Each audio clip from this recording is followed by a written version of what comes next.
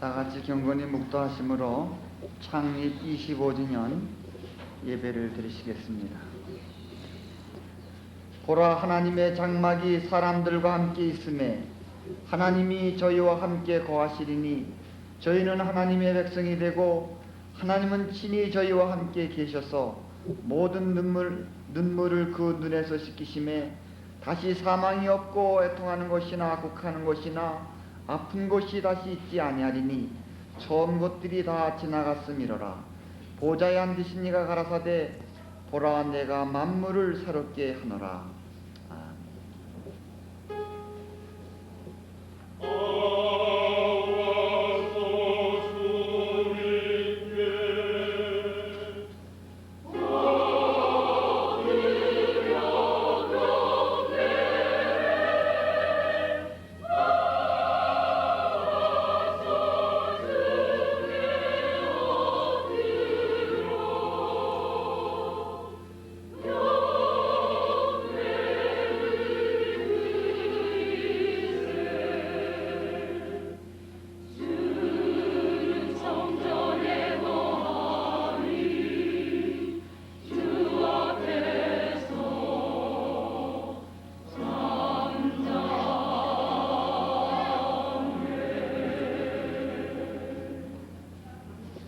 다 같이 일어나셔서 23장 찬송하십니다.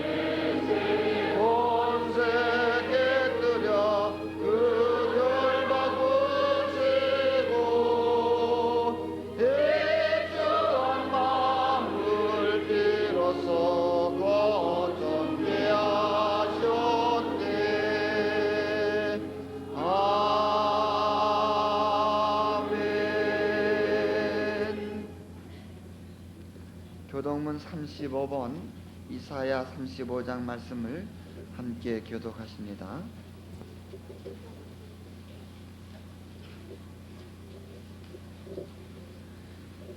광야와 메마른 땅이 기뻐하며 무성하게 피어 기쁜 노래로 즐거워하며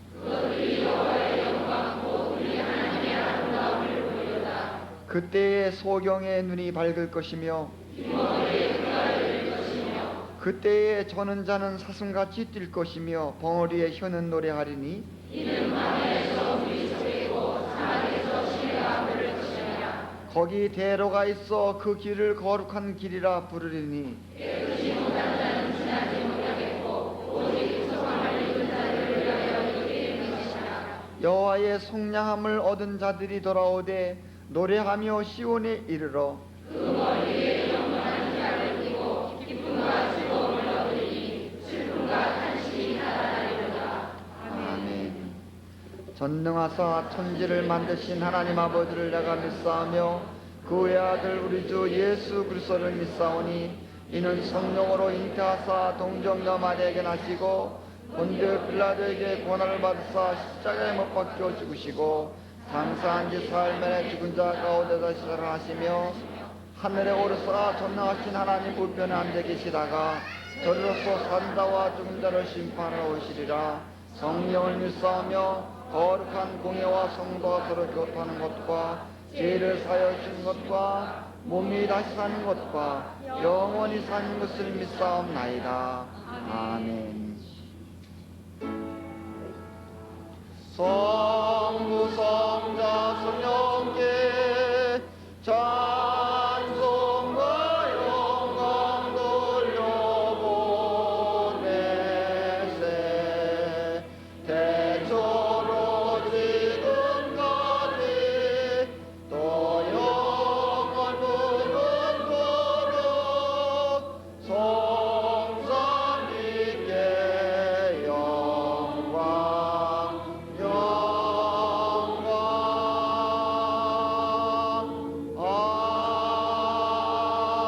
아멘.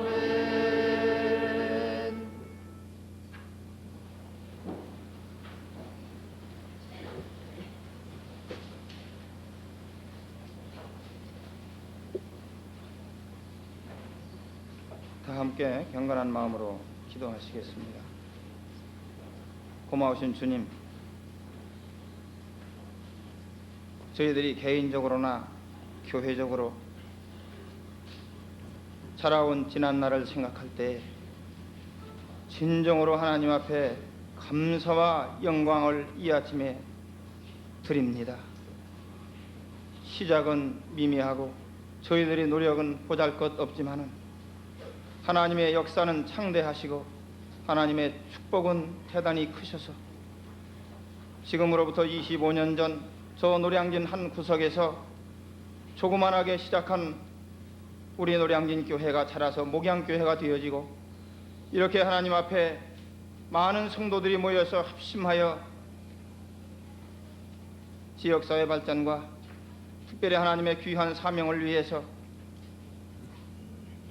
열심으로 봉사하며 귀한 존전에서 하나님께 영광 돌릴 수 있는 크고 놀라운 은혜를 축복하여 주셨음을 진심으로 감사를 드립니다. 지난 25년 동안 저희들의 노력은 정말 미미하였지만 하나님의 말할 수 없는 축복으로 귀한 목자도 모시고 또한 모든 성도들이 이곳에서 어렵고 즐거운 일을 함께 나누며 특별히 괴롭고 큰 역경에 부딪혔을 때에도 하나님 붙들고 좌절하지 아니하며 승리하는 삶을 살아올 수 있도록 인도해 주셨음을 주님 진심으로 감사를 드립니다.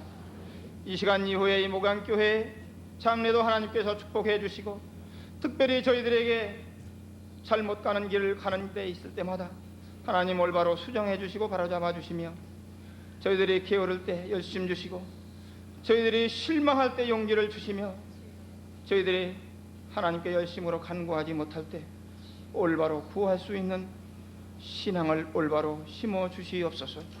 그래서 이곳에서 자라나는 모든 성도들은 특별히 이제 저 어린 유치부 학생들에서부터 할머니 할아버지에 이르기까지 한결같은 은혜로 채워주셔서 사회에서 부닥치는 모든 어려운 문제를 이곳 문을 드나들면서 해결받는 구원의 방주의 역할을 잘 감당하며 우리들도 나아가서 사회에 믿지 않는 사람들을 위해서 죽어가는 심령을 구하는 역할을 잘 감당할 수 있도록 주님 도와주시기를 간절히 바라옵고 심히 원합니다. 특별히 세우신 종님의 더욱 갑절의 능력을 허락해 주시고 과거보다 더욱 능력을 받아서 이 교회를 위해서 뿐만 아니라 나라와 민족과 온 세계를 위해서 크게 외치는 귀한 종이 되어지도록 주님 인도해 주시기를 간절히 바라옵고 심히 원합니다. 그러하기 위해서 그동안 여러 차례 하나님께서 귀한 훈련과 교육도 마치도록 축복해 주셨사오니 이 시간 이후에 더 크게 쓰시는 귀한 종님으로 축복해 주시옵소서. 우리 교회에 속한 모든 성도들 개인 그리고 가정마다 하나님 한결같은 은혜로 채워주셔서 과거보다 더욱 아름다운 삶을 엮어가는 귀한 성도들이 또한 귀한 가정들이 다 되어지도록 주님 인도해 주시기를 간절히 바라옵고 심히 원합니다.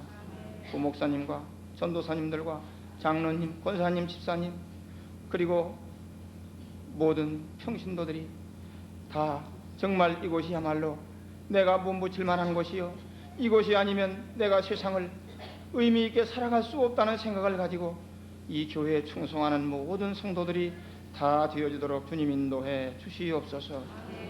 이 교회에 세워진 많은 기관이 있습니다.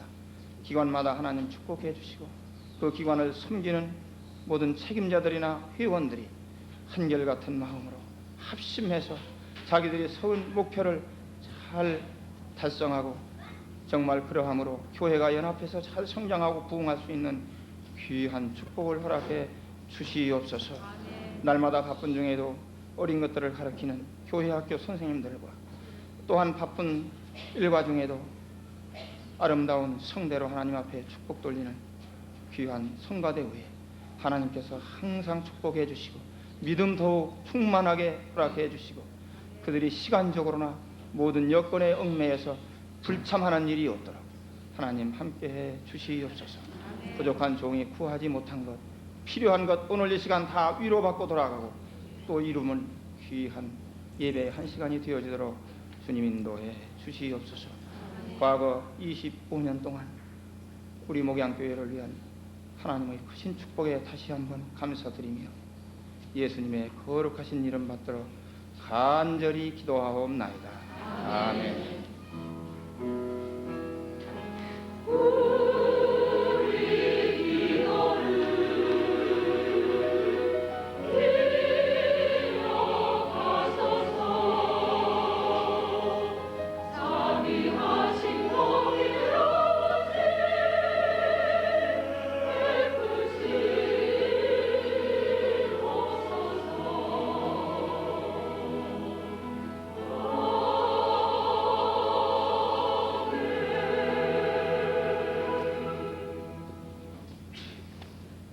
(453장입니다)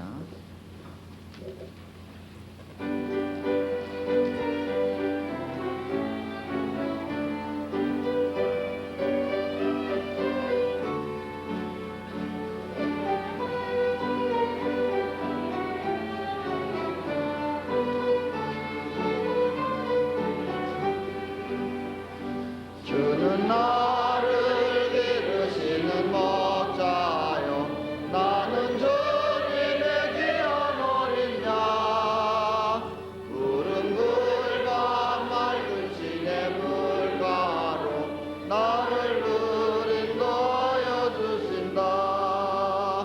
주는 나의 좋은 목자 나는 그의 어린 양 저를 따라 돌을 먹여주시니 내게 부족함 전혀 없어라. 예쁜 새들 노래하는 아침과 노을 비키는 소나무잎 사랑하는 나의 목자 음성이 나를 언제나 불러주신다.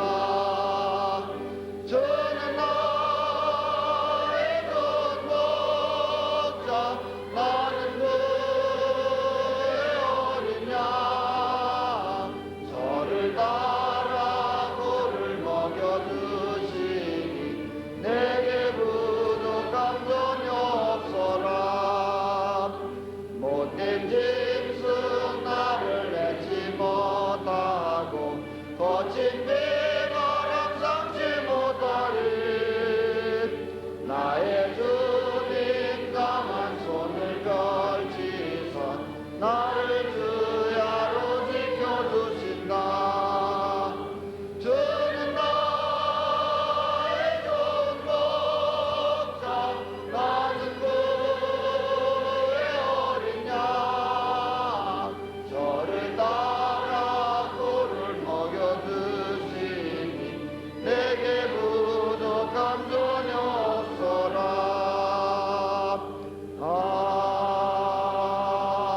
아멘. 하나님의 말씀은 누가복음 11장 5절로 8절의 말씀을 봉독해 드립니다.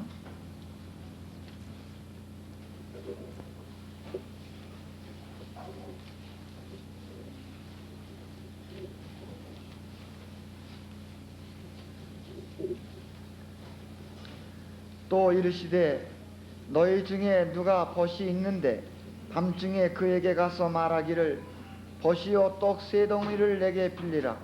내 벗이 여행 중에 내게 왔으나 내가 먹일 것이 없노라 하면 저가 안에서 대답하여 이르되 나를 괴롭게 하지 말라. 문이 이미 닫혔고 아이들이 나와 함께 침소에 누웠으니 일어나 네게 줄 수가 없노라 하겠느냐. 내가 너희에게 말하노니 비록 벗됨을 인하여서는 일어나 주지 아니할지라도 그 강청함을 인하여 일어나 그 소용대로 주리라. 아멘.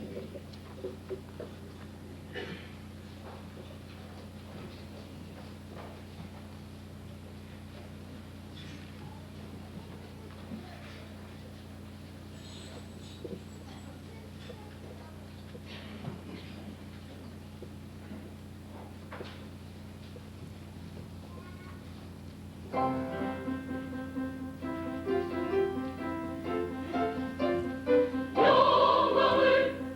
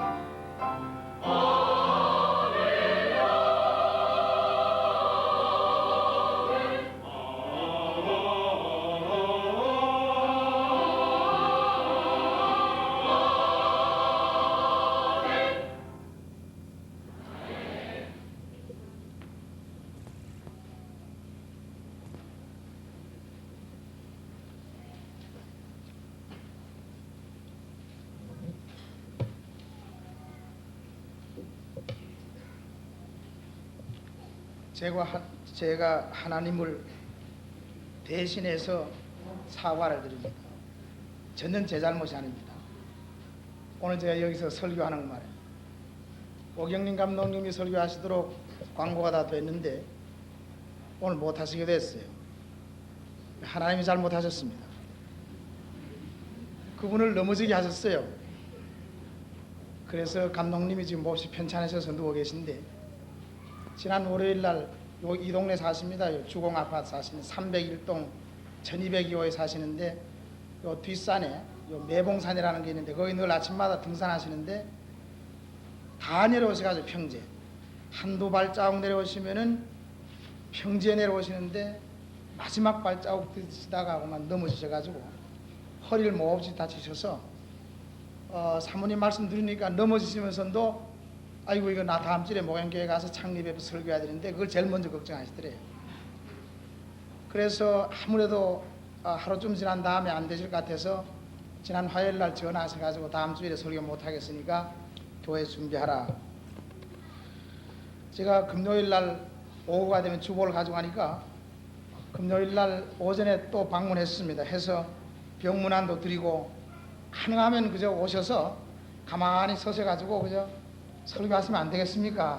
그러니까 어제 그 주치의가 장로님인데 단에 가시는데 사모님 말씀이 나 다음 주일에 좀 설교만 하도록 고쳐달라고 말이지. 그렇게 부탁하셔도 의사도 도저히 안 된다고 안 되고, 지금도 아마 우리 사모님이 어디 와서 계신지 모르겠습니다. 목사님 못 오시니까 사모님 함께 예배 드리십시다 그랬는데 그래서 못 오시게 됐습니다.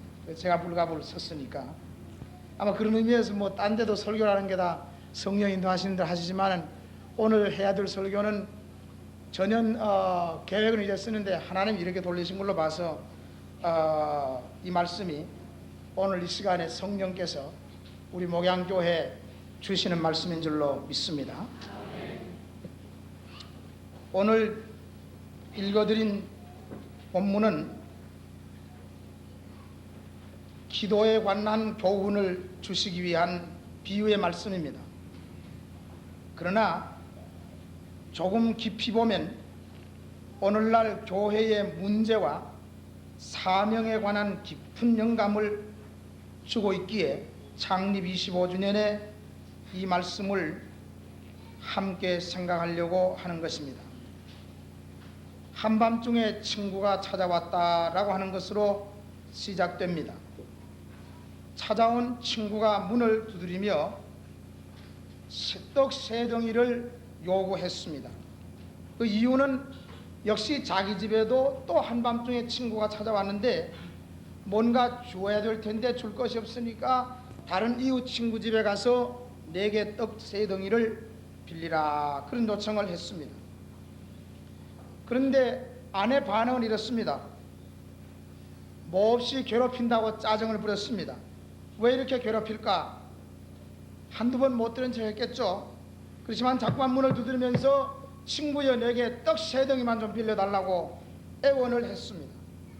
그때 두 번째 반응은 문이 이미 닫혔다고 했습니다. 밤이 지금 몇 시인데, 지금 밤이 몇 시인데 아주 완전히 한밤중인데, 그래서 문을 안으로 꼭꼭 잠궜는데 밖에서 문을 두드린다고 하는 것은 뭔가 시간이 적당한 시간이 아닙니다. 또 그래도 계속해서 문을 한밤중에 두드리니까 세 번째 반응이 뭐냐 하면 이미 아이들과 침소에 누워서 이미 누웠습니다. 편안하게 누웠습니다. 편안하게 누웠습니다. 간단한 비유입니다.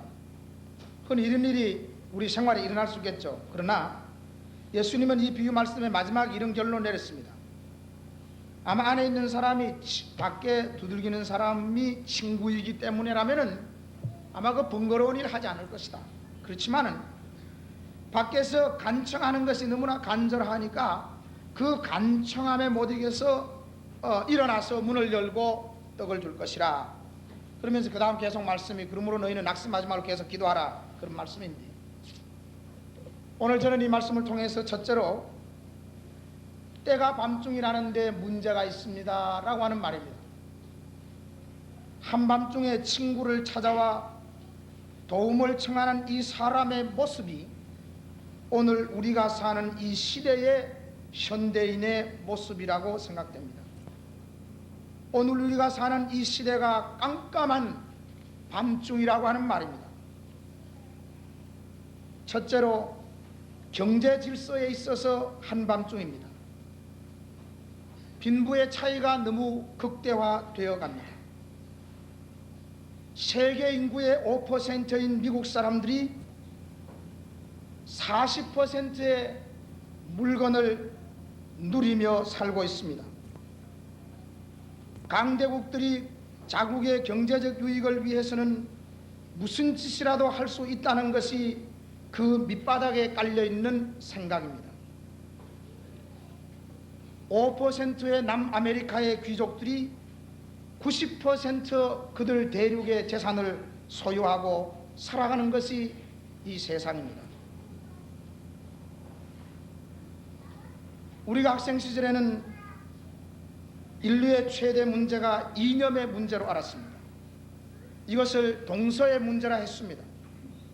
서방 국가가 자유민주주의 국가라면 동쪽에는 대부분 공산주의 국가들이 위치하고 있어서 이념의 문제를 동서의 문제라 했지만 이미 그 말은 들어보기도 어렵게 됐고, 오늘 우리가 사는 이 시대는 동서가 아니고 남북의 문제라고 말하는 것은 적도 남쪽에 위치한 대부분의 나라들은 가난한 나라들이요, 북쪽에 위치한 나라들이 부한 나라들이어서 남북의 문제라고 하는 것은 정치 이념의 문제가 아니고 물질의 문제, 빈부의 차이의 문제라고, 경제 문제라고 하는 말씀입니다. 그래서 최근에 제3세계라고 하는 말이 많이 나돌고, 이것은 곧 가난한 남부 국가들의 원한 높은 그런 소리이기도 한 것입니다. 작은 우리나라 안에도 어떻습니까? 50대 재벌이 약 40%의 소유를 누리고 있는 것이 우리의 현실입니다. 권력형 재벌이란 부끄러운 이름을 가진 사람이 많고, 국가가 국민에게 봉사하라고 자리를 주면 돈을 모으는 자리로 알고 한탕주의가 편만하지 않습니까? 지난주에 저희 교회에 대단히 귀한 손님들이 다녀가지 않았습니까? 동대리 아주 가장 대표적인 가난한 시골 농부들 40여 명과 함께 식사를 나누면서 물어봤습니다. 살기가 어떻소? 했더니 짧은 대답 가운데 하나가 우리는 가진 것이 하나도 없습니다.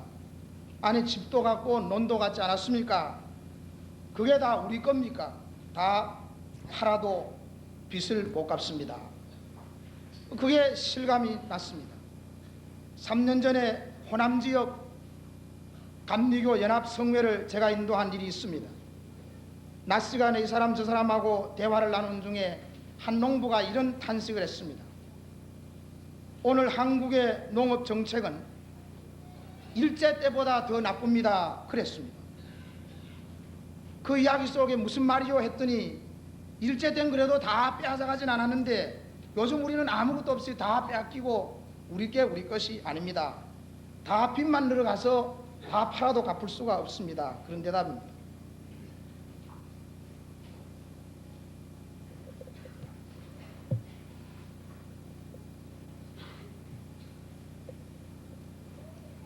실제로 작년부터 우리가 수양관을 좀 마련해서 신앙훈련을 하자 하는 데는 제 나름대로의 생각이 있습니다.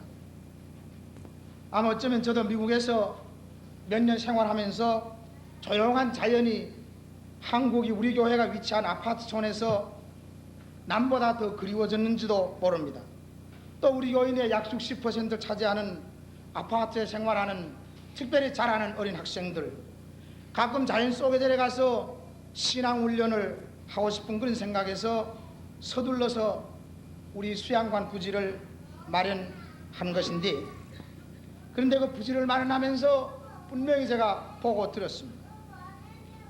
많은 교회들의 편지를 띄워서 교회의 도움을 받아서 수양관 부지를 마련하러 다닐 때 어느 날 우리 권사님과 함께 여주회를 갔습니다. 거기서 어떤 교회 장로님이 수양관 부지를 소개한다고 자동차를 타고 한 20-30분 산속으로 좁은 길을 향해 가는데 그분의 말이 목사님, 이 양쪽 주변에다 땅이 누구 건지 아십니까? 누구 거냐고. 땅을 그리워서 찾아다니는 조그마한 별로 준비되지 않은 돈 가지고 그저 1-2만 평 서울에 있는 우리 교인들의 수양관 마련할까 하는 생각에서 찾아다니는 목사에게 이 주변에 땅이 다 누구 건지 아십니까? 누구 거냐고 그랬더니 수백만, 10분, 20분 자동차로 달려가는 그 수많은 언덕을 넘고 산을 넘어 그 수많은 산들이 다 구공화당 정권 시절에 권력을 가졌던 한 사람의 땅이라고 했습니다. 몇 년 동안 혼자에 앉으면 그렇게 수많은 땅을 소유할 수 있는지 알 수가 없습니다. 또 땅을 보기 위해서 광주, 용인, 경기도 일대를 다니면서 용인 한 일대를 갔더니만은 이산 저산 이 골짝 저 골짝 산들이 전부 그것도 인류 재벌도 아닌 사람들이 별로 알지 못하는 이류 재벌 끝밖에 안 되는 한 회사가 전부 가지고 있는 땅이었고 산골마다 그 회사 사장의 마치 궁전 같은 그런 수양관이 그런 그 별장이 여기저기 있었습니다. 이것이 오늘 현실입니다. 어디 이뿐입니까? 얼마 전에 신문지상에 여러분이 보신 것처럼 우리나라에서 외화를 도피시킨 그 양의 랭킹이 세계 제5위라. 가난하고 조그마한 두 동화나 이 땅 속에서 그것도 남의 돈을 수없이 빌려 사는 우리가 세계 제5위 이 외화를 외국으로 빼돌렸는데 그걸 밝히라고 추궁해도 아무도 밝힐 사람이 없습니다. 약 그 금액이 120억 불. 2-3년 전에 우리나라 전체가 달라붙어서 장사를 해서 무역한 것이 100억 불 무역했다고 좋다고 겉으로는 축제했지만 그보다 더 많은 120억 불을 외화를 빼돌려서 어딘가 숨겨 놓았습니다. 그래도 우리보다 더 많이 빼돌렸다는 4위, 5위 혹은 1위, 2위 되는 그런 나라들은 어떤 외화냐 하면 하나님이 주신 땅속에 무진장은 묻어있는 석유를 파내가지고 팔아먹고 빼돌린 외화니까 좀 낫다고. 우리는 어린 공원들이 잠을 안 자고 땀을 흘려서 번 그런 돈과 또 게다가 외국에서 빌려와서 언젠가 우리가 갚아야 할 그 외채 그 중에 많은 것들을 다 빼돌려서 그리 많지 않은 사람들이 소유하고 있는 것이 아닙니까? 저는 이런 생각이 났습니다.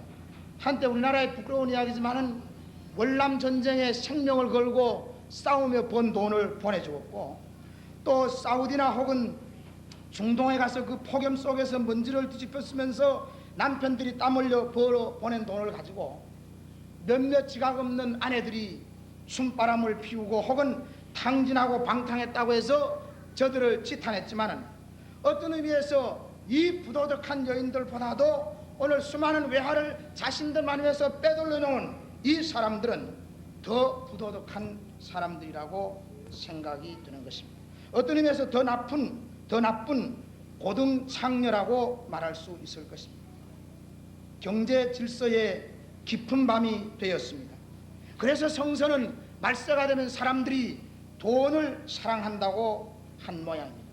돈을 사랑하는 사람과 사랑하는 민족은 망합니다. 두 번째로 깊은 밤입니다. 정치 질서의 한밤중입니다. 르네상스 이후 사람들은 조육을 통하여 이 세상은 평화와 번영의 세계로 변할 줄 알았습니다. 그러나 큰 오산이었습니다. 많은 조육을 했었지만 대학을 세우고 오늘 지식이 많이 폭발되었지만 세계 제1차, 2차 대전이라고 하는 무서운 전쟁을 통해서 오늘 교육과 과학 발전이 이 세상을 천국으로 만들 수 없다고 하는 것을 입증했고 그리고 그 꿈들은 다 깨어지고 말았습니다. 오늘 우리가 사는 이 시대는 인류 역사 이래 어느 시대보다도 세계 도처에서 독재가 가장 많이 행해지며 인권이 가장 누린당하는 시대가 되었습니다. 왜 그런가? 과학기술의 역이용 때문에 그렇습니다. 오늘은 과학기술로 고도의 정보를 몇몇 사람들이 누릴 수가 있고 대량 학살하는 무기를 사용할 수 있기 때문에 마음을 고쳐먹기만 하면 얼마든지 독재도 할 수 있고 무력을 사용해서 무슨 짓이라도 할 수 있습니다. 과학기술의 잘못된 이용입니다. 정치 권력의 절대화는 오늘 우리의 문제만은 아니고 전 세계적인 현상이지만 특히 우리나라의 경우 해방 이후에 진정한 의미에서 자유민주주의의 체제로서의 정부를 가져보지 못했습니다. 모든 길이 로마로 통한다는 말과 같이 모든 것이 정치 권력으로 말미암지 않고는 해결되지 않는 오늘 이 현실은 어두운 깊은 밤이 되었습니다. 절대 권력은 절대 타락이라는 명제는 성서에서도 역사도 가르쳐주고 있습니다. 민주주의의 대헌장이라고 할 수 있는 국민을 위한 국민에 의한 국민의 정치가 어디에 있습니까? 오늘 권력의 핵에 앉아있는 사람들이 너무나 권력과 금전에 눈이 어두워 깊이 타락했으니 아직도 여명이 보이지 않는 것이 이 나라 정치 질서입니다. 셋째로 도덕적 질서의 한밤중이 더 큰 심각한 문제입니다. 왜냐하면 밤에는 색깔 구별이 어렵습니다. 선악 판단에 많은 사람들이 오늘 정신적 생명이 되어졌습니다. 모두가 다 희미한 회색으로 보입니다. 선악을 구별하기가 어려운 시대가 되었습니다. 그래서 너무나 쉽게 옳고 그름 사이에서 사람들이 왔다 갔다 하고 있습니다. 꿋꿋이 양심을 지키는 사람이 그리 많지 않다는 것이 어두운 시대의 한 표현입니다. 아마 그래서 라이놀드 니브의 말 가운데 현대인의 양심을 이지 컨셔스라고 한 모양입니다. 양심을 쉽게 이리저리 변질시킬 수 있다는 말입니다. 신문 이야기를 다 아는 그런 이야기를 강단에서 하고 싶지 않지만은 오늘 이 설교의 상황을 위해서 불갑을 하나 한다면 여러분도 다 보셨지만은 그 건강관리소라고 하는 그 신문 말입니다. 사실 교회나 학원이나 혹은 병원 같은 이런 특수한 기관은 다른 것보다는 더 높은 윤리성을 요청하는데 바로 그런 생명을 다루는 건강관리소라고 하는 그런 곳에서 과거에 몇 년 동안 진단한 90%의 진단을 허위로 했습니다. 몰라서 했다면 용서를 받을지 몰라도 일부러 알고 허위로 했습니다. 그래서 2,400명에게 소위 말하는 병 주고 약 주고 없는 병을 있다고 해서 약을 주고 치료하고 돈을 받아먹고 그래서 그까지도 또 되겠는데 그 결과로 많은 다른 병들이 생겼다고 합니다. 병을 치료한다고 만들어 놓은 곳에서 병을 주었습니다. 안타까운 것은 한 약혼자는 자기 몸에 병이 없는 줄 알았다가 잘못 진단돼서 거짓으로 하는 그런 진단서 띄가지고 그만 결혼이 파혼됐다고 하는 것도 그건 한때가 아니라 한 인생을 아주 망쳐버리는 그런 일을 했습니다. 또 게다가 더 기막힌 것은 그 병원에서 함께 나누어 먹고 일하던 임상병리과장이라고 하는 사람은 그 비리를 알고 그 사람에게 주인에게 3억을 안 내면 고발하겠다고 하다가 들통이 나서 자기도 잡히고 다른 사람도 잡히고 조사 중에 있다고 하는데 어떤 결과가 나올지 알 수가 없습니다. 이 설교를 준비하면서 중국 생각이 났습니다.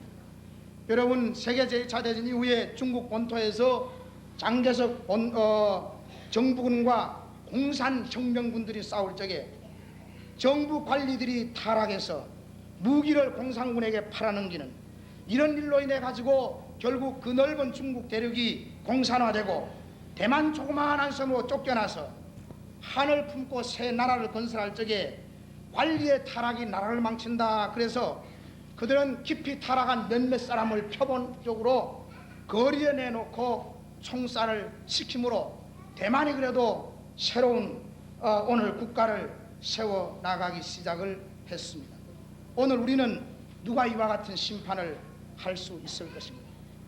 언제부터 붙은 이름인지 모르지만은 우리가 사는 이 동리, 소위 서울 강남구라고 하는 이 동리, 누가 붙인 이름인지 모르지만 이 동리를 가르쳐서 한국의 소돔 고모라라 하였으니 도덕적인 타락이 가난한 자나 덜 배운 자에게서보다는 더 가진 자와 더 배운 자들에게서 더욱 나타났으니 오늘 더욱더 도덕적인 질서의 한밤은 어두워가고만 있습니다. 네 번째, 미래를 전망할 때 어두움은 더해 간다고 하는데 심각성이 있습니다. 인류의 가장 큰 시행착오는 과학이 이 세상을 천국으로 만들어 줄 믿었다는 데 있습니다. 물론 우리는 과학의 혜택을 많이 입고 삽니다. 과학의 발달이 평균 수명을 연장했고 물질적 풍요를 가져왔고 시간을 단축했고 생활을 편리하게 했으며 인간의 무지와 그리고 미신을 타파하였습니다. 그러나 야누스처럼 두 얼굴을 가진 과학은 오늘 인류로 하여금 죽음의 공포에 떨게 하고 있습니다. 1979년 미국 사람들을 깜짝 놀라게도 한 일이 있습니다만 소위 3마일 아일랜드라고 하는 곳에 원자 발전소를 만들었는데 거기에 방사능이 유출돼서 수많은 사람들이 피신을 하고 미국이 아주 빨칵 뒤집은 일이 있고 그 이후에 그와 같은 것을 문제 삼아서 핵 무기 생산 금지하는 그런 놀라운 운동이 한때 휩쓴 일이 있습니다. 그것이 몇 년이 지난 오늘 얼마 전에 소련에서 일어났습니다. 신문을 보신 여러분이 예사로 보시는지 모르지만 그것은 대단히 인류 전체에게 어두운 먹구름입니다.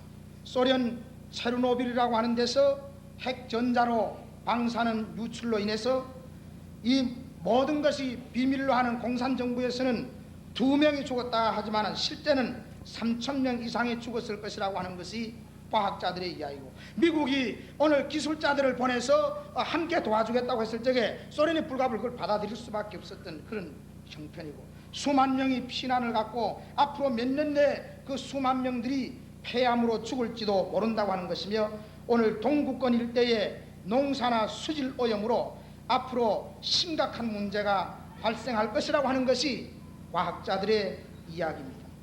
오늘 이 체르노빌에 설치하고 있는 핵 원자로의 힘은 얼마만큼 큰 거냐 하면 우리가 잘 아는 제2차 대전 때 히로시마에 떨어뜨렸던 원자탄 하나는 그 당시에 42만 명의 사람들을 삽시간에 16만 명 3분의 1 이상을 삽시간에 잿더미로 만들었던 이 원자탄보다도 얼마나 큰 위력을 가지고 많이 1,000배나 더 되는 위력을 가지고 있는 것이 오늘 현실입니다. 그래서 오늘 영어로 이런 말이 만들어져서 많은 사람이 씁니다. 언젠가는 아마 이 지구 위에 뉴클리어 핵 윈터 핵 겨울이 올 것이다. 뉴클리어 윈터. 이제 잘못해서 인간의 실수든지 아니면 핵전쟁이 터지면 모든 핵구름들이 해와 지구 사이를 가로막아서 오랜 동안 햇빛을 못 보는 무서운 한파가 닥쳐와서 다 사람들은 얼어서 죽을는지도 모른다고 하는. 또 오늘 세계 제2차 대전 때 독가스나 혹은 무기로 유대인들을 대량 학살한 것을 홀로코스트라고 하는 말을 영어로 쓰는데 뉴클리어 홀로코스트는 비단 선민 유대인들에게뿐만 아니라 앞으로 전 인류에게 올지 모르는데 이제는 뭐 똑딱똑딱 전쟁의 영웅도 나올 수가 없는 것이고 핵전쟁이 일어나면 장소를 초월해서 대량 학살이 날 것인데 뉴클리어 홀로코스트가 앞으로 예상된다고 하는 것은 하나의 꿈이 아니라 닥쳐오는 현실이기 때문에 이 세대는 참으로 어두운 한밤이라고 하는 것입니다. 핵무기 생산 경쟁은 인류 최대 위험입니다. 우리나라에도 이런 위험한 핵 원자로가 벌써 10여 기가 시설이 됐고 앞으로 더 한다고 하다가 무진장 연장을 했다고 하는 신문을 얼마 전에 읽어본 일이 있습니다. 그래서 오늘 한반도도 더 말할 것 없이 핵무기를 베고 사는 한반도라고 하는 글을 쓰게 되기도 하는 것입니다. 얼마 전에 세계교회협의회는 평화에 대한 선언이라고 하는 글을 발표하면서 이런 선언문을 발표했습니다. 핵무기 사용은 물론 생산과 배치하는 것까지도 범죄 행위라고 하는 규정을 했습니다. 범죄 행위다. 그렇기 때문에 오늘 인류의 미래를 전망할 때도 밝은 새벽이라고 하기보다는 어둡고 깜깜한 밤을 헤매는 것이 오늘 현대인의 상황이라고 하는 것입니다.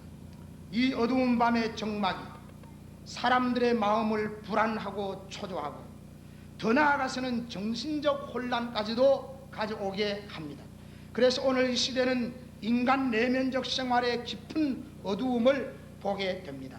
그래서 육체의 질병보다 정신적인 병이 더 심각하게 되었고, 병원에서도 정신과 의사가 제일 인기 있는 의사가 되었으며 정신과가 항상 초만원이 되어지는 것은 오늘 이 시대를 잘 말해주고 있습니다. 그렇기 때문에 책들도 어떤 책들만 하는 거 아니, 부정적인 사람들은 25시라든지 1985년이라든지 혹은 휴거라든지 이런 것들을 읽으면서 현실을 잊어버리고 도피해 보려고 하는가 하면, 그래도 긍정적으로 한번 인생을 살아보자고 하는 사람들은 마음의 평화라든지 영혼의 안식이라고 하는 이런 책들이 베스트셀러를 이룬 것은 정신적인 질병이 오늘 얼마나 심각한가를 잘 말해주고 있습니다.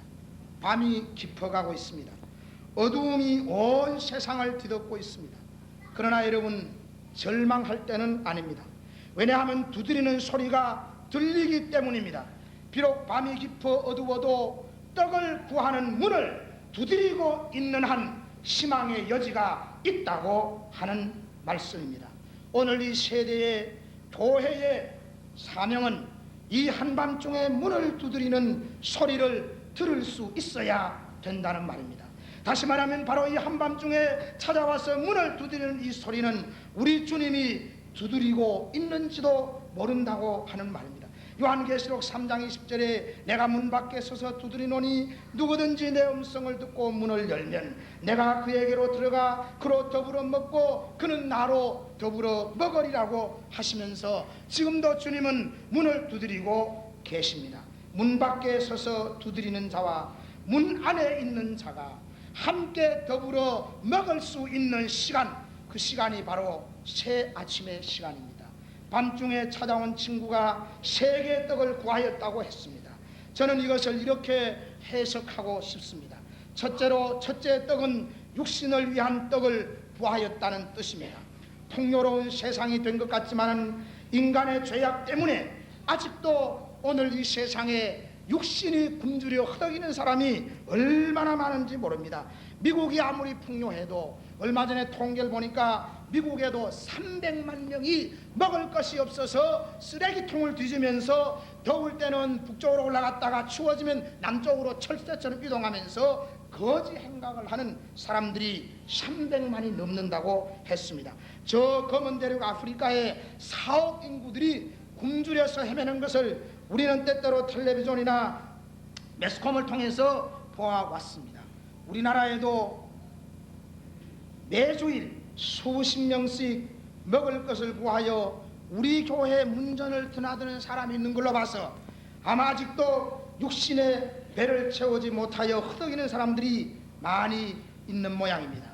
무기 생산 경쟁을 중지하고 분배 방식을 조금만 고치면 모든 사람이 풍성하게 살아갈 수 있도록 되어진 것이 오늘 이 세상인데, 쌓아두고 사는 사람들 때문에 나누어 살아야 할 사람들이 굶주려 있다고 하는 것이기 때문에 오늘 한밤에 두드리는 소리는 육신의 떡을 달라고 두드리는 소리, 이 소리를 오늘 교회가 들어야 될 것입니다. 두 번째 떡을 달라고 두드리는 소리는 평화와 자유의 떡을 구하는 소리입니다. 소수의 독재자들에게 시달린 수많은 사람들이 자유를 갈망하고 있으며, 특히 우리 한민족은 통일된 평화의 나라에서 살고 싶은 꿈을 우리는 잠시도 버릴 수가 없어서 지금도 문을 두드리고 있는 것이며, 교회가 한국 역사에 공헌해야 하고 할 수 있는 미래의 이 역사를 향해서 가장 무겁게 지고 있는 책임은 통일에 대한 책임이라고 하는 것을 우리는 깊이 절감하지 아니할 수가 없습니다. 세 번째 떡은 신앙의 떡을 구하고 있습니다. 다섯 남편을 갈아치워가면서 향락을 추구하던 수가성 우물가의 여인도 실상은 영혼의 갈증으로 목말라 할 때에 생명의 물이신 예수 그리스도를 만난 다음에 진정한 삶의 만족을 얻은 것처럼 오늘 이 시대는 풍요한 물질과 지식 속에서도 오히려 생명의 떡이 없어 굶주리고 있는 시대가 되어졌습니다. 오늘 우리 목양교회가 창립 25주년 기념 예배를 드리면서 그저 단순히 지난날에 하나님의 인도하심에 감사드리며 이제 성년이 되었으니 우리 자신만을 위한 미래의 설계에 만족하지 말고 필요한 나그네가 한밤에 찾아갈 곳이 어디 있습니까? 마치 2000년 전에 아기 예수를 사관에 계실 곳도 없게 하던 베들레헴 사람들처럼 오늘 호텔과 여관마다 권력과 재물을 가진 사람들의 소돔 고모라 같은 활락가가 되어버린 이 시대에 떡을 구하는 나그네가 한밤중에 갈 곳이 없어서 찾아와서 허물 없이 문을 두드리는 곳이 오늘 미래의 교회가 되어져야 될 것이라고 하는 것입니다. 떡을 구하여 한밤중에 문을 두드리는 친구에게 안에서의 반응은 어땠습니까? 지금까지 교회는 어떻게 그 소리를 듣고 대처하는 것입니까? 첫째로 나를 괴롭히지 말라고 하지 않았습니까? 안일하려는 유혹이 교회의 사명을 망각하게 만들고 있지는 않습니까? 중요한 말은 어떤 행동을 요구할 때에 이것이 신앙적이냐 아니면 편리한 길이냐라고 하는 것을 생각할 적에 오늘 수많은 사람들이 이 세상에서 한밤중에 교회를 향하여 문을 두드릴 적에 그것이 신앙적인 행동이기 때문에 귀찮지만은 일어나서 뭔가 행동을 보여야 되겠다고 하는 생각보다는 편리한 길을 택하였기 때문에 오늘 우리는 사명을 감당치 못했습니다. 그래도 밖에서 문을 두드리고 있는 지치고 굶주린 친구들을 생각한다면 어찌 우리가 안일하게 아무리 나를 괴롭히지 말라고 누워있을 수가 있을 것인가? 괴로움을 당하지 아니하려는 안일무사한 생각 속에서 밖에 있는 친구를 향한 사랑을 어디 찾아볼 수가 있습니까? 이런 정신에서 십자가 희생이 그 흔적이라도 있다고 생각하십니까? 오늘 우리 교회는 안일하고 쉽게 신앙생활하려는 유혹을 이기고 십자가 지는 희생 없이 진정한 교회가 될 수가 없음을 기억해야 될 것입니다. 오늘 한밤중에 문을 두드리는 소리는 무슨 소리입니까? 그리고 그 소리를 듣고 교회는 어떻게 책임을 다했습니까? 문이 이미 닫혀버렸다고 대답하지 않았습니까? 누가 문을 닫은 것입니까? 오래오래 문을 열어놓고 돌아올지도 모를 아들을 기다리는 아버지의 사랑이 여기 어디 찾아볼 수 있습니까? 밤이 깊었기에 자기 집안만 단속하는 속인들 아니라 등불을 들고 잃어버린 양을 찾아가서 목자가 되어야 하는 것이 교회가 아니겠습니까? 오늘 이 시대가 깊은 밤이기에 빛이 더욱 필요한 때가 되어지지 않았습니까? 등불은 어두울 때 필요한 것이고 등불은 말 아래 두지 아니하고 등경 위에 두어야 한다고 하는 것이 성서의 가르침이 아닙니까? 오늘 밖에서 한밤중에 문을 두드리는데 교회는 어땠습니까? 이미 아이들과 침소에 누웠다고 말하지 않았습니까? 자기와 자기 가족만 아는 이기심이 오늘 한밤중에 문을 두드리는 소리를 못 듣게 하지 않습니까? 교회가 자신들끼리의 흥미와 관심에 너무 깊이 빠져서 밖에서 아우성치는 소리를 듣지 못하는 것이 오늘 병든 상태가 아니겠습니까? 하나님이 세상을 사랑하사 독생자를 주신 것이지 교회 안에 예수 그리스도를 가두어 두라고 교회의 그리스도로 주신 것이 아니지 않습니까? 그래도 아직 우리에게 희망이 있습니다. 왜 희망이 있는가? 교회가 많은 사람들에게 수없는 실망을 안겨주었지만 그러나 아직도 문 밖에 서서 수많은 나그네들이 떡을 구하여 문을 두드리고 있다는 뜻에서 희망이 있고 그리고 사명을 감당할 일처가 있다는 말입니다. 마음의 병든 자들, 육신이 병든 자들, 자유와 진실에 목마른 젊은이들, 거짓 없는 꿈을 가지고 자라나는 수많은 어린이들, 그리고 영혼의 생수를 찾는 목마른 심령들, 달리 어디 갈 곳도 갈 시간도 없어서 한밤중에 교회의 문을 두드리고 있지 않습니까? 여러분, 그리스도인임을 자부하십니까? 또 창립 25주년 기념 예배를 드리는 목양교회 교인임을 자랑스럽게 생각하십니까? 그렇다면 우리는 일어나 한밤중에 문을 두드리는 친구들을 향하여 문을 활짝 열고 새벽이 오고 있음을 알리는 종을 울려야 될 것입니다. 그리고 잠자고 있는 이들을 깨우는 나팔을 불어야 될 것입니다. 마지막 희망을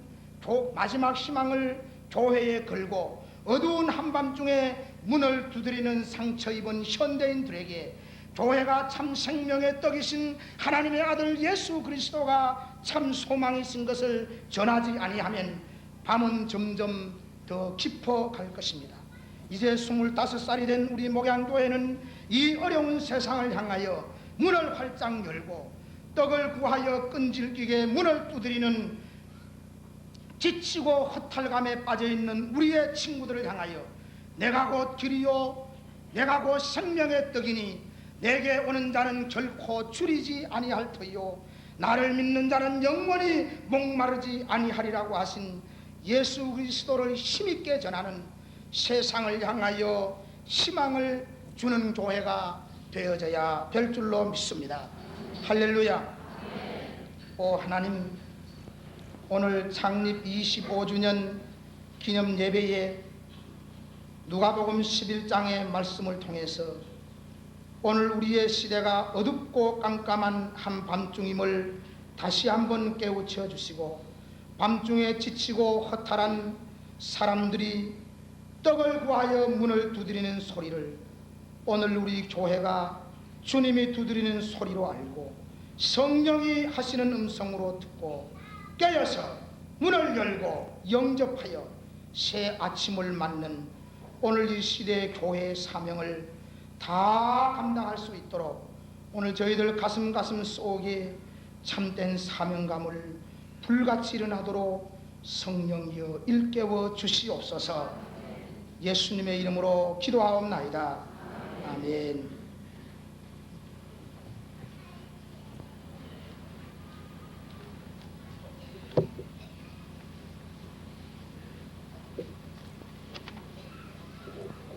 (259장) 찬송하시면서 준비하신 예물 봉헌하겠습니다.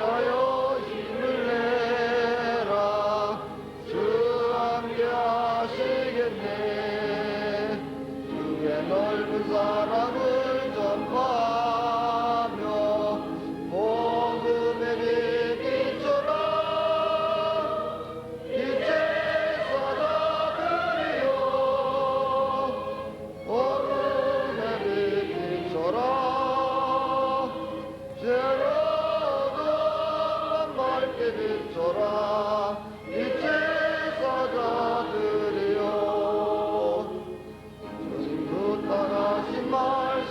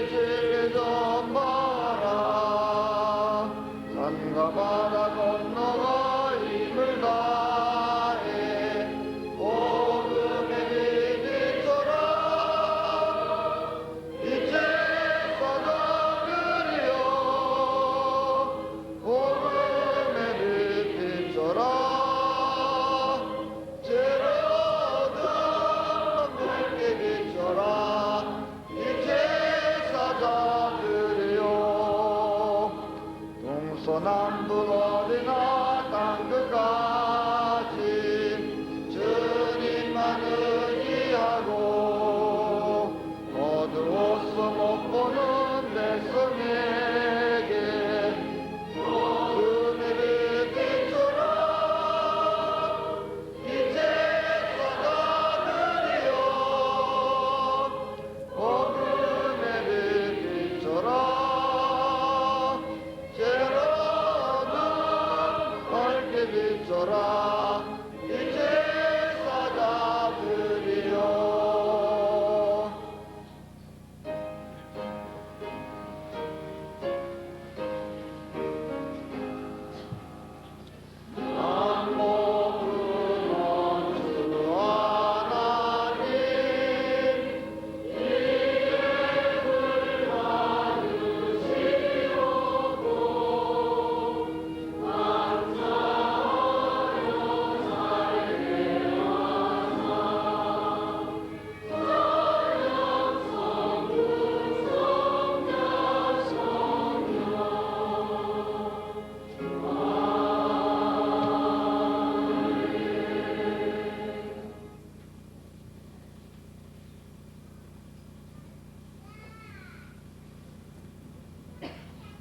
만물을 창조하시고 역사를 주관하시는 하나님, 오늘 이 순간까지 저희들의 모든 생활이 하나님의 은총 속에서 이루어졌음을 믿고 감사와 영광을 아버지께 돌리옵나이다.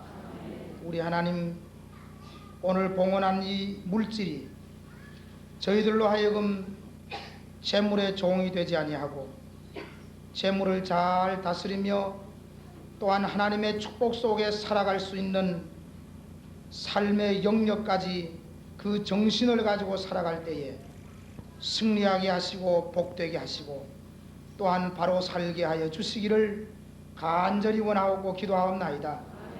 우리 성도들 중에는 재물로 인하여 심히 어려움과 또한 고난을 당하는 사람도 있고 방황하는 사람도 있습니다. 우리 하나님께서 저들을 도와주시고 축복하여 주셔서 하나님의 자녀들이 재물로 인해서 시험에 들지 않도록 인도하여 주실 줄로 믿습니다. 성도들의 가정에 주의 평안을 주시고 또한 저들의 기업을 번성하게 하셔서 저들이 세상의 빛이 되게 하시고 그리스도인의 사명을 다 감당할 수 있도록 축복하여 주시옵소서. 오늘 창립기념 예배에 참여하지 못한 성도들에게도 주의 크시는 종을 내리시고 특별히 여행 중에 있는 성도들, 외국에 나가 있는 성도들, 군에 가 있는 우리 청년들 주님이 도와주셔서 오 하나님 아버지 오늘의 우리에게 베푸신 은혜와 축복을 저들에게도 함께 내리워 주실 줄로 믿습니다. 하나님께서 오늘 고난당하고 슬픔을 당하고 어려움을 당한 성도들이 있음을 기억해 주시고 주여 저들에게 새로운 용기와 소망과 믿음을 주셔서 주님이여 다시 한번 새 출발할 수 있도록 인도해 주시옵소서. 예수님의 이름으로 감사하며 기도하옵나이다. 아멘.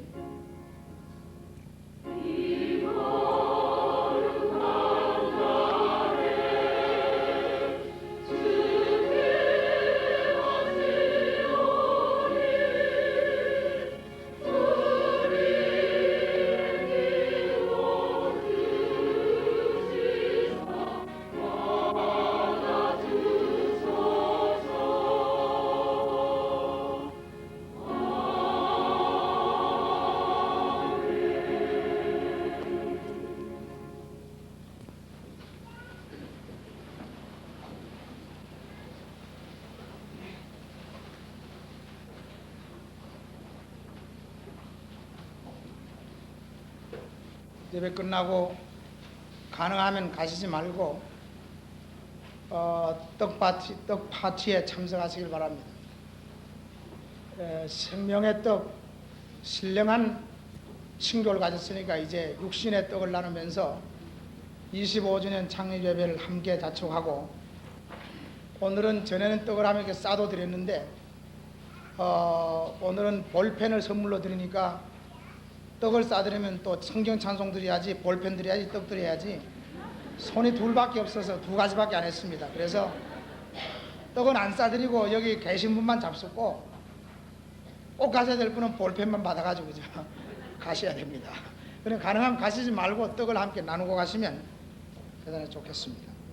우리 교회 청년회가 주관해서 오후에 탁구 대회도 은마 2층에 있는 은마 탁구장에서 있는 걸 아시고 전교인이 참석하시고 어른들도 환영합니다. 청년들하고 함께 지내면 좋습니다. 또 오늘 여러분이 하셔야 될 거 뭐냐면 여기 나가서 3층까지 올라가는 그 복도에 우리 교회 사진 전시회를 잘했습니다. 아주 정성을 많이 들여가지고 확대도 하고 또 다 수집해서 보시면 뭐 옛날 사진들이 별로 없어서 유감스럽지만 그래도 옛날 사진들도 있어서 여러분이 교회 발자취 보셔야 됩니다. 그런 것도 안 하면 교회에 대한 사랑이 없는 거죠. 교회에 대한 조그마한 사랑이 있으면 아, 이 교회가 어떻게 자라왔나 좀 보시면 은혜가 됩니다. 그러니까 사진 전시회하는 것도 많이 보시도록 하시고 또 하나 특별한 것은 오늘 저녁에 다시 한번 다 나오셔야 됩니다.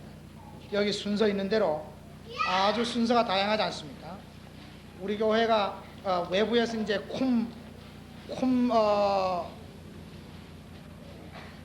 어디 있나? 쿰 중창단만 외부에서 오는 중창단이고 전부 우리 교회가 준비해서 하는 건데 오시면 아주 오늘 저녁에 은혜가 충만할 것인데 전교원이 다 나오셔서 우리 25돌 기념 음악 예배 다 참석하실 바라고 또 하나 우리가 준비해서 기도할 것은 로렌스 르쿠아 목사님 모시고 7월 2일부터 4일까지 있는 이 성회에 여러분이 다 참석하시도록 준비하시길 바라고 오늘 오후 1시에 떡 파티가 끝나면 장학위원회 모입니다. 장학위원들 저 명단에 있습니다. 저기 편남에 많이 모여주시길 바라고 또 오늘 오후 6시에 수양회 위한 준비 모임이 있습니다. 각 부 부장님, 각 선교회 회장님 다 책임입니다. 오셔서 함께 여름 수양회를 전교회적으로 어떻게 할 것인가 세부 계획을 세워야 되겠으니까 여러분이 다음 주일에 그래서 다 발표할 테니까 모여주시길 바라고 각부 소식 또 교우 소식 여러분이 잘 보셔서 열심으로 협력하시고 참여하시길 바랍니다. 주보 없는 한 가지 광고는 우리 김가빈 집사님 따님 최미란 양이 오는 토요일 28일 오후 1시 충무로 행복예식장에서 혼인 예식이 있습니다. 여러분이 많이 참석하셔서 축복해 주시기 바랍니다. 본인이 오셨나요? 최미란 양 어디 있어요? 일어나셔야죠. 네. 박수는 다음 주에 결혼하고 오면 내가 드릴 테니까 결혼식 자랑. 지금 박수는 안 해야지. 결혼해가지고. 자, 우리가 위로해야 될 성도 한 분 있습니다. 우리 성가대도 하고 교회학교 교사도 하고 교회 어린 학생 때부터 열심히 헌신하던 우리 청년 우종숙 선생 그 동생이 갑자기 사망을 했습니다. 저기 보니까 아까 2층에 앉아 있던데 우종숙 선생 좀 일어나세요. 2층 제일 끝에 대학교 2학년 동생인데 갑자기 심장마비로 세상을 떠났습니다. 오늘 여러분이 위로해 주시기를 간절히 부탁드립니다. 새로 나온 교우들 좀 소개하겠습니다. 오늘 창립 25돌에 나온 성도 여러분을 진심으로 환영합니다. 이숙재 성도님 은마 아파트에서 나오셨습니다. 어디 계시나요? 잠깐 일어나, 예, 감사합니다. 또 김미란 성도님, 네, 저기 우리 첼로 윤관숙 집사님이 되었습니다. 홍두식 성도님, 네, 그렇게 한 가족인 모양입니다. 네, 김미란 성도님, 신은순 성도님, 네, 신호수 집사님 인도하셨습니다. 강경희 성도님, 어디 계세요? 네, 강경희 성도님. 또 한예성 김은모 성도님, 한 가족입니다. 모녀가 아닌데 어디 계세요? 네, 일어나세요. 잠깐 같이 일어나세요. 김진영 성도님, 민계숙 성도님 인도했습니다. 어디 계세요? 네, 저쪽입니다. 자, 우리 창립기념주일에 새 식구 보내주신 환영하겠습니다. 다 같이 박수하겠습니다.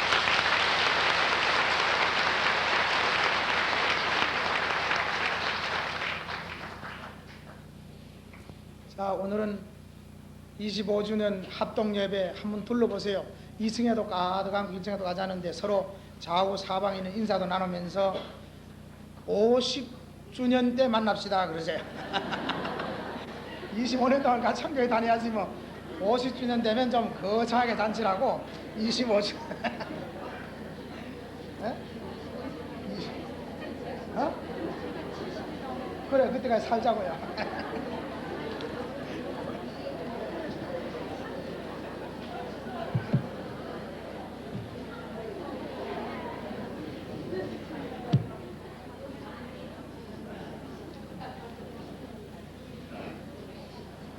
이제 마지막 찬송을 부를 텐데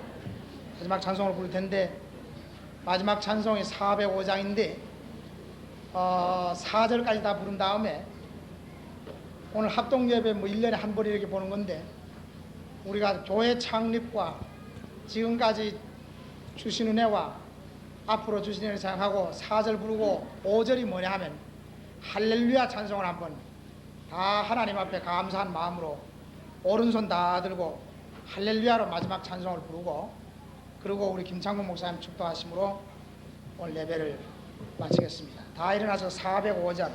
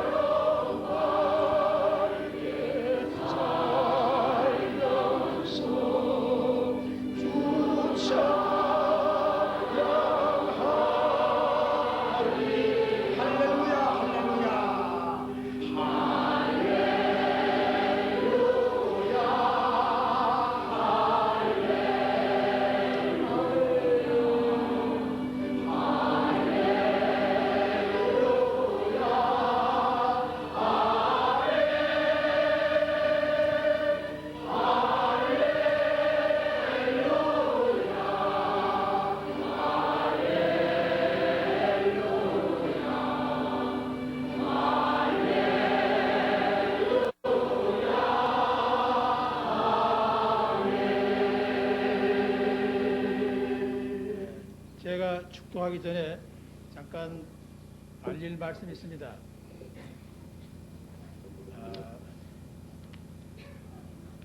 지난 6월 3일 날 이 배목사님을 모시고 저희 그 교도소 성서 보급회 임원들이 같이 저 경상북도 안동 동쪽에 있는 청송 감호소에 다녀왔습니다.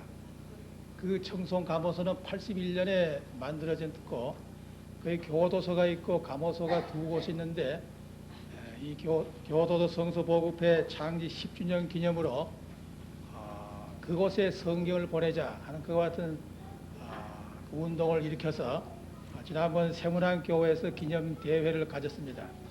그때 우리 교회에서도 여러분이 오셔서 헌금을 해주셨는데 거기에서 나온 헌금이 650만 원이 됐습니다. 그리고 우리 교회에서도 30만 원을 헌금했고 또 교인들이 거기에 참석해서 헌금했는데 이 모든 헌금을 가지고 이번에 청송 감호소에 신구약 합본 성경 3,500권을 전달하고 왔습니다. 배 목사님도 한 곳에 가 설교하고 저도 한 곳에 가 설교했는데 그 감호소란 곳은 이미 정과 1범, 2범, 3범 지낸 사람들이 형을 다 마친 다음에도 감호 7년, 10년 받으면 그냥 거기에 있어야 되는 것입니다. 그런 곳에 외딴 곳에 아주 외롭게 7년, 10년을 살고 있는 그 사람들에게 우리 교회에서 헌금한 일부를 가지고 합본 성경을 전달하고 왔습니다.